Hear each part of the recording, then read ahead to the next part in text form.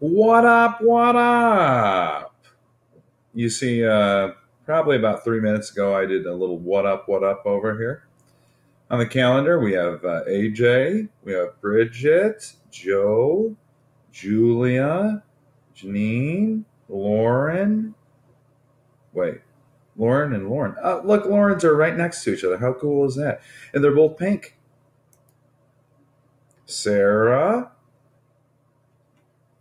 Anyways, no one's saying hello to my what up, so we'll just close that out, and then I will cry later in a corner because no one wants to talk to me. Structure of the American bureaucracy. It's a late night. Just got done watching the second part of the debate. I'll watch the first part when I'm done with this. I need to get a screencastitos done because in 2 days I'll be flying down to New Orleans and, having a little gumbo. Maybe a little jambalaya, some seafood, and attend a whole bunch of boring National Council of Social Studies conference meetings, which hopefully are good. We'll see. Do a little underline-ito here. The American bureaucracy. So again, the bureaucracy is everything that falls under the executive branch. And when you think of the bureaucracy, you think of huge amounts of workers. Huge. Donald Trump, I heard at the beginning of the debate tonight, Donald Trump was a little feisty again. I didn't see that part. I'll see it later, but looking forward to it. So our government employs tens of thousands, probably hundreds of thousands of people. And these individuals all work in the different departments in the bureaucracy: Department of Defense, Department of Education, Department of Agriculture, Department of Interior. All of these agencies are what really carry out the laws that Congress makes. As you know, Congress does not have the ability to enforce the laws. The executive branch has that. So obviously you have a number of agencies, probably about 20, that fall in the bureaucracy. Let's see here.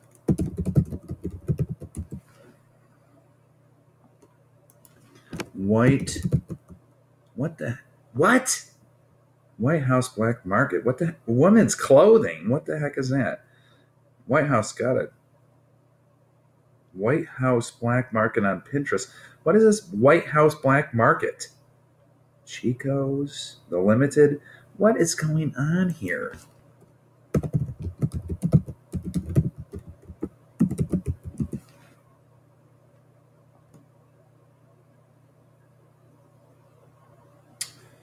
A little slow with the internet tonight. Good grief. Unbelievable. Oh! Okay, let's see here. The cabinet. So again, these are constitutional provisions or part of the Constitution that is explicitly listed. The cabinet's role is to advise the president in various policy areas. One thing in the debate tonight I heard someone talk about, I think it was Rubio, talk about his policy agenda. I loved it. Vocab, Donald Trump's talk, and I wish I could unmute the television screen. He's talking right now to the media. So you see all of these: Department of Treasury, Defense, Justice, Interior, Agriculture, and you go down the line, there's probably about 15, 16 of them. And then you have cabinet ranked positions. So these are not necessarily bureaucratic agencies, but they have the same weight, and they do get approved by the Senate because they're cabinet level. So Chief of Staff, the head of the EPA, OMB, which prepares the budget for the executive branch and then gives it to Congress. So basically members of Congress, the bureaucratic agencies say that I want this amount of money for my particular department, and the budget is all formulated, and then the OMB sends it to the Congressional Budget Office for Congress to revise, modify, approve, or disapprove. So all these positions are again approved by or confirmed by the Senate, who approves all of the key portions of the bureaucracy. And we can go into this webpage. At this point, you probably have seen it in class. I've probably already gone over it. You see, they're all talking here, chilling around a table. I think that's Hillary's head. It's got to be Hillary.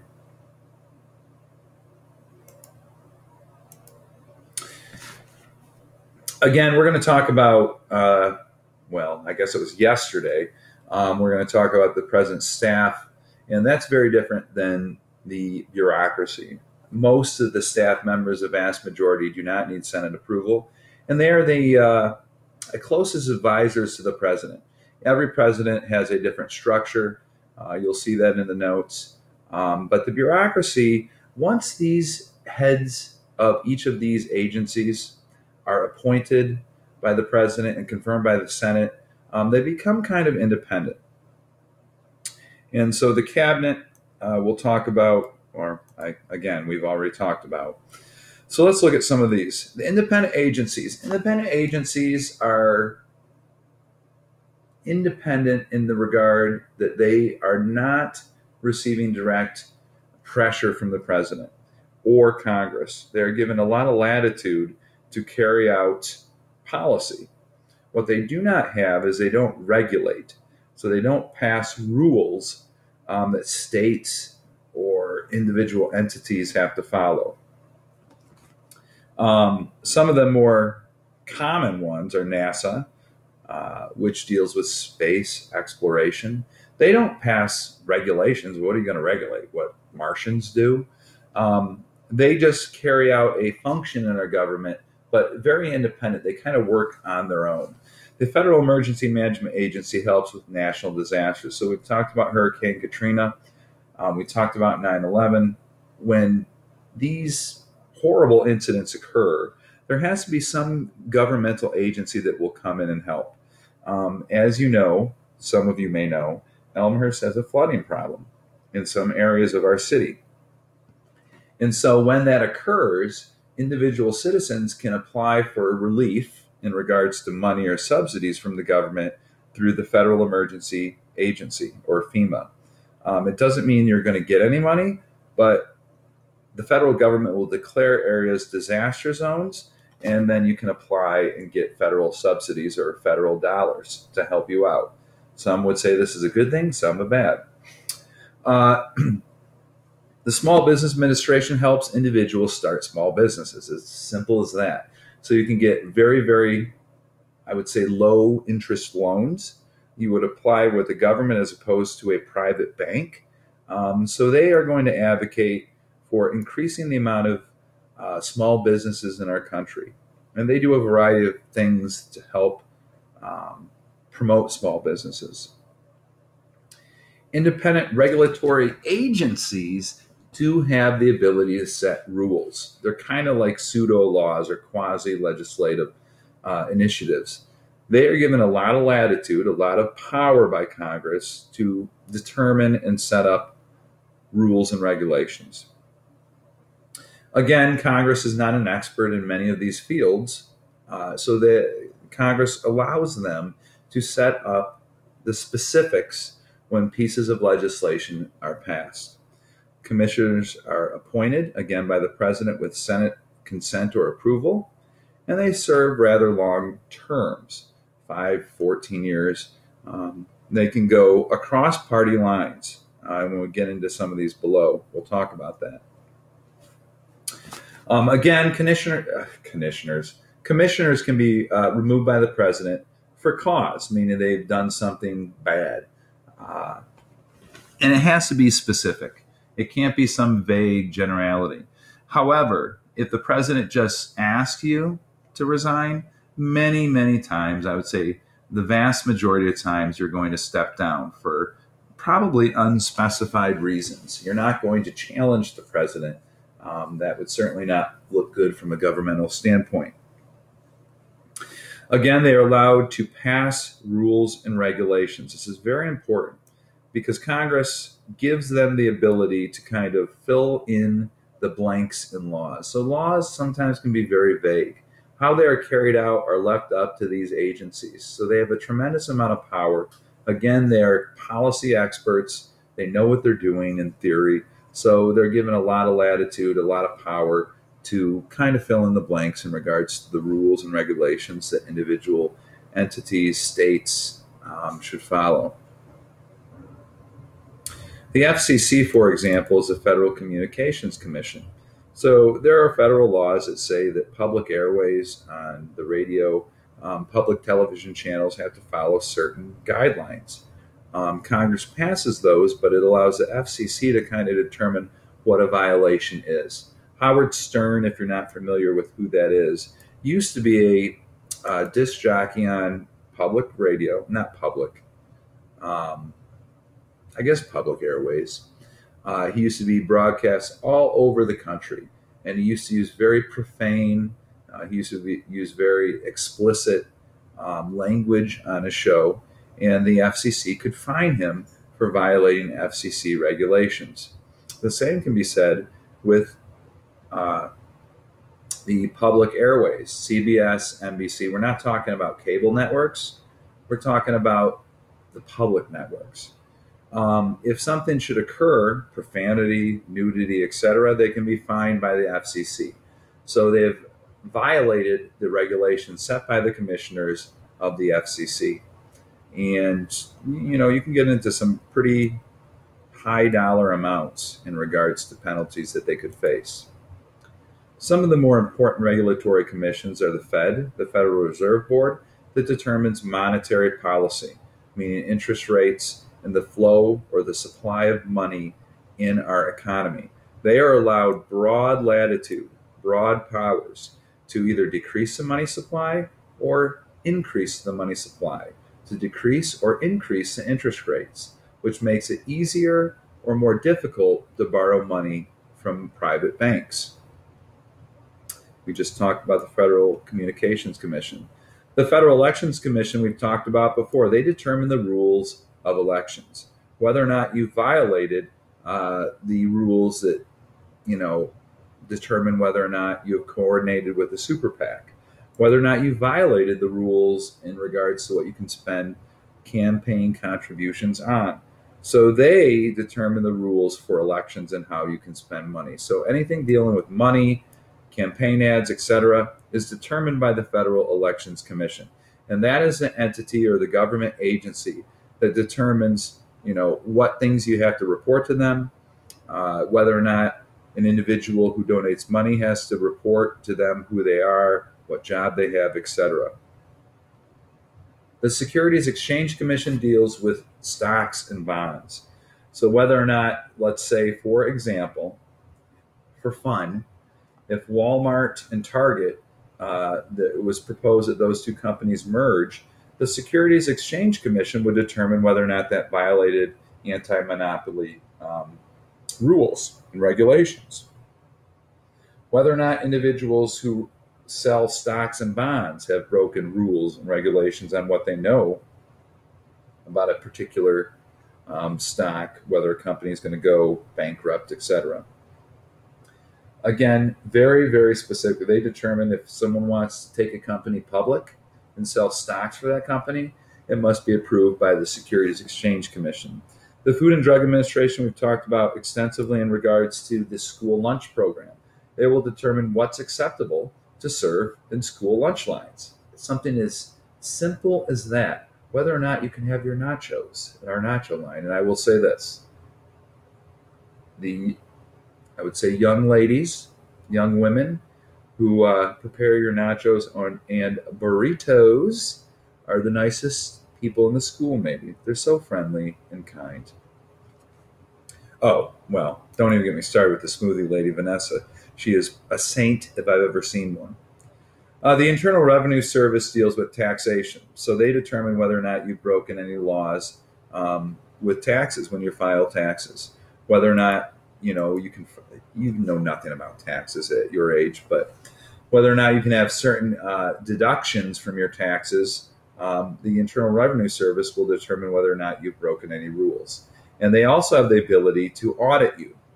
So we talked about the head of the IRS being considered for impeachment by the House because it is speculated that he or some of the people who work under him are specifically targeting Tea Party groups, groups that are filed as tax-exempt organizations, 501c3s, 501c4s. It has been speculated or accused, the IRS has been accused, of targeting those groups because they are super conservative. And again, the head of the IRS can be impeached. Government corporations are just that. They're like businesses. And the prime example of that is the Postal Service, which we spend millions of dollars every year, probably billions, I don't know what their budget is, to run. Is it a good thing? I don't know. You ask some individuals and they say, why does a government need to run a corporation such as the Postal Service? Amtrak, another example. Maybe you weren't aware, but that is a government entity that receives millions of dollars in your tax dollars every year to run. The Federal Deposit Insurance Corporation ensures that if you put money into the bank and for some reason the bank goes bankrupt, that the government will insure up to, I think, $250,000 your deposits. This results after the stock market crash with the Great Depression, where people lost all their money. The government came in to try to assure people that it's okay to put your money into a bank, that if the bank went under, the federal government would insure and pay you back whatever money you had deposited. So the power of the bureaucracy, again, they have discretionary authority. They have the ability to carry out a law pretty much in any way that they want. Sometimes the laws are very specific, but many times they're very vague. They're very broadly worded, and it allows for the bureaucratic agencies to kind of interpret how they're going to carry out the law. The Affordable Care Act, or Obamacare, is a prime example of that. We watched a video on a particular company, I can't remember what it was called, e-insurance or something online. They lobbied heavily for the Department of Health and Human Services to allow them to be a vehicle to get health insurance through the government. And the bureaucratic agency, in this case, Health and Human Services, could determine whether or not that was an acceptable route of getting insurance. So there's a tremendous amount of power that bureaucratic agencies are given in regards to carrying out a law. They can pass rules and regulations. I've talked about some of them previously in this screencast. OSHA is the Occupational Safety, I think, Health Administration. And what they do is they determine workplace rules. So when you determine how many hours an individual can work before they get overtime, when you determine how many hours a minor can work, when you determine what violates workplace safety standards, OSHA puts forth workplace regulations. And so when you talk about occasionally you'll have a mining disaster, they will go in and investigate whether or not the business has violated rules and regulations that they set.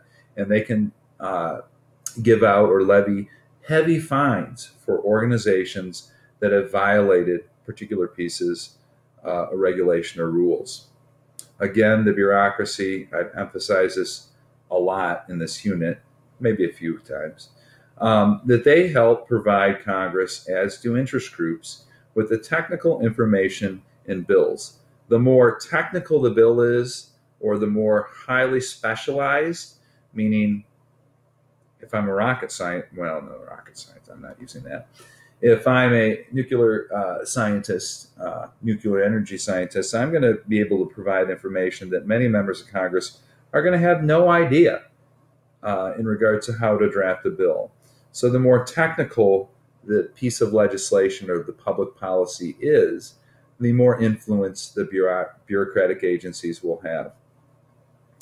And again, they provide advice to the White House. We'll watch a video, I think, hopefully we've already watched it, but there's a video that shows that the cabinet and these bureaucratic heads of agencies meet periodically every couple of months. They will provide information to the president and to his staff in regards to particular pieces of legislation. And again, as we know from previously discussed, Congress will oftentimes call on these individuals to appear in front of them when considering a piece of legislation for their technical expertise. So these bureaucratic, or these bureaucrats as we call them in the bureaucratic agencies, they are usually experts in their field, and they are heavily relied on when drafting public policy and when carrying out public policy in our federal government. Peace.